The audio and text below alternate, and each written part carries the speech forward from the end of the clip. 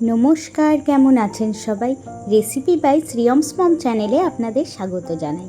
আজ আমি আপনাদের সাথে ধোসা এবং ধোসার সাথে যে চাটনিটি হয় সেই চাটনির রেসিপি শেয়ার করব।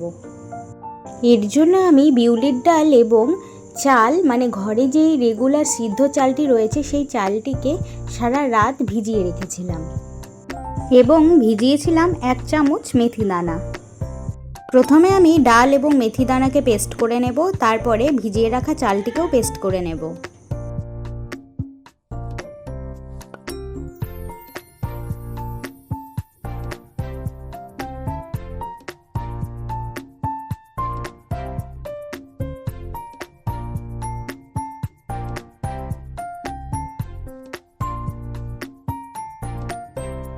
ভিজিয়ে রাখা চালটিও আমার পেস্ট করা হয়ে গেছে। এবারে চাল, ডাল এবং মেথিকে একসাথে মিশিয়ে নেব।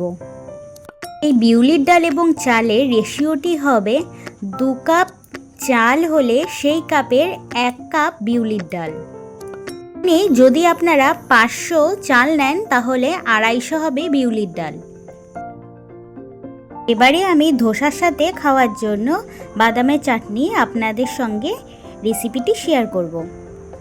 এর জন্য আমার লাগছে 2 কোয়া রসুন, 2 চামচের মতো ছোলার ডাল, আর বাদামের পরিমাণ এখানে একটু বেশি নিয়েছি, ওই ধরে নিন 7-8 চামচের মতন বাদাম, 3টে কাজু বাদাম দিয়ে ভালো করে শুকনো খোলায় ভেজে নেব। সমস্ত উপকরণ দিয়ে যখন সুন্দর একটি গন্ধ ছাড়তে থাকবে তখন একটি প্লেটের মধ্যে উপকরণগুলিকে ঢেলে ঠান্ডা করে নেব। বাদাম আমাদের ঠান্ডা হয়ে গেছে। এবারে এই বাদামের চাটনির উপকরণগুলি দিয়ে 2টো কাঁচা লঙ্কা দিয়ে ভালো স্মুথ পেস্ট তৈরি করে নেব। পেস্ট আমাদের একদম তৈরি হয়ে গেছে। এবার এই পেস্টের মধ্যে দেব মানে তড়কা লাগাবো, তো তার জন্য একটি ফ্রাই প্যানের মধ্যে নিয়ে নেব সর্ষের তেল।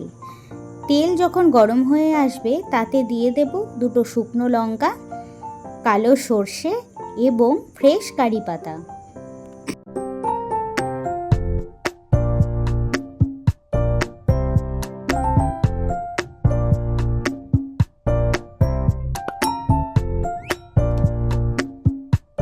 তো আমাদের কারি পাতার তরকাটি একদম রেডি হয়ে গেছে। এবারে চাটনির ওপরে ঢেলে দেব, দিয়ে ভালো করে চাটনির সাথে মিশিয়ে নেব।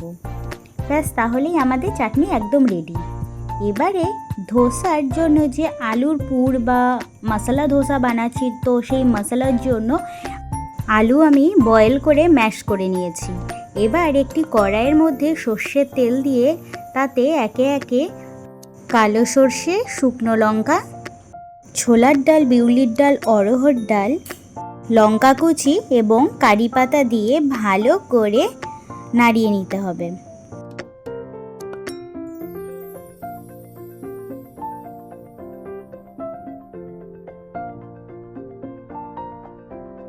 ফোড়ন থেকে সুন্দর গন্ধ ছাড়িয়ে দিয়ে দেব কুচিয়ে রাখা গাজর।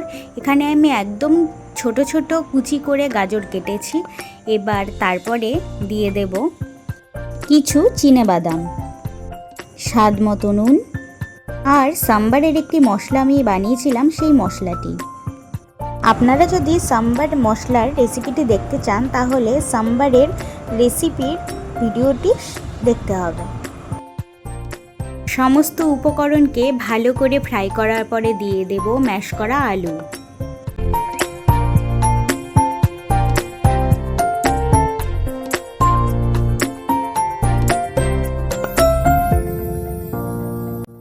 আলুর সাথে ভালো করে মশলাটি মিলিয়ে নেওয়ার পরে দিয়ে দেব কুচিয়ে রাখা পেঁয়াজ। পেঁয়াজ সবার শেষেই দিয়েছি কারণ পেঁয়াজ একটু মুখে পড়লে খেতে বেশ ভালোই লাগে। তো আলুর পুর আমার একদম রেডি হয়ে গেছে। এবার ধোসার দিকে যাওয়া যাক। ধোসার যেই ডাল চালের ব্যাটারটি আমি সকালে সেটিকে ফেটিয়ে রেখেছিলাম, এখন 8 ঘন্টা পরে দেখুন সেটি কি সুন্দর ফুলে উঠেছে। তো আপনারা দেখে বুঝতেই পাচ্ছেন যে কতটা এটি ফুলে উঠেছে। ফুলে একদম ওপর পর্যন্ত চলে এসেছে, মানে সসপ্যানের ওপর পর্যন্ত। এবারে এই ব্যাটারটিকে ভালো করে মিলিয়ে নেব। মেলানোর পরে তো এখানে অনেক ঠিক আছে, তো এতে আমি একটু জল দিয়ে নেব। জল দিয়ে এই ব্যাটারটিকে পাতলা বানিয়ে নিতে হবে, মানে ধোসার একদম পারফেক্ট ব্যাটার এখন আমি তৈরি করে নিচ্ছি। তো আমি এতে নুন দিয়ে এখন বানাচ্ছি। তো আপনারা যদি এটি সংরক্ষণ করতে চান তাহলে নুন দেবেন না, যেটুকু বানাবেন তাতেই নুন দিয়ে ধোসাটি বানিয়ে নেবেন। এবারে ফ্রাই প্যানের মধ্যে প্রথমে তেল ব্রাশ করে তাতে জলে ছিটে দিয়ে দেব, যাতে ফ্রাই প্যানটি মিডিয়াম একটি টেম্পারেচারে থাকে। তাতে ব্যাটারটি দিয়ে আমি এবার তারপরে আলুর পুর দিয়ে ধোসাটা বানিয়ে নিয়েছি। তো আশা করি আপনাদের রান্নাটি বুঝতে কোনো রকমের অসুবিধা হয়নি। তো ফাইনাল লুকটি আপনারা দেখে নিন, কেমন লাগলো আমাকে জানাবেন।